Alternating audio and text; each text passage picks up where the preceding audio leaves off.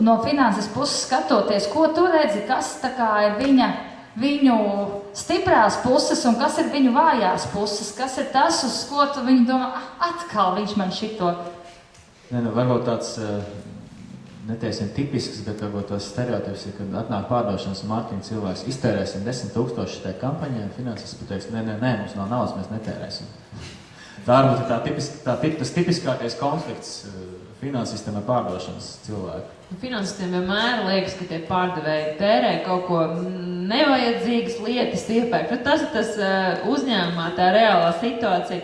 Un ārprāts un tādu naudu mētā reklāmās un tā. Protams, neizprotot to situāciju, tāds var šķist, bet jārēķina tomēr līdzi ir, jā. Jā, tas ir tas parastais konflikts, kad resursi ir ierobežoti, tad, teiksim, finanšu cilvēks varbūt ir tas, kurš palīdz tos resursus varbūt galā sadalīt. Tad tu kā finanses patiesībā esi palīgs pārdošanas mārketinga cilvēkam, saprotot, kas ir groziņā. Cerams. Cerams.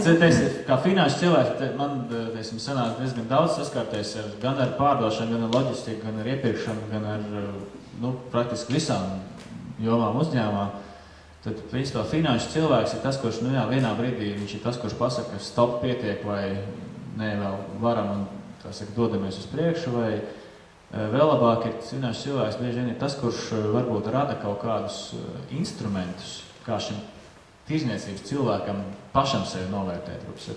Teiksim, kopīgi izdomāt, ka, ja tev produkts, ir šāds, viņš pārdodās 10 000 gabalu mēnesī, uzcenojums viņam ir tāds un tāds, un tad, finanšu cilvēks, var iestādīt, iegrozīt pārdevējiem nedaudz to domāšanu, ka, viens ir apjoms, bet otrs to arī paskaties, cik tu esi nopelnījis un cik tu esi iztērējis.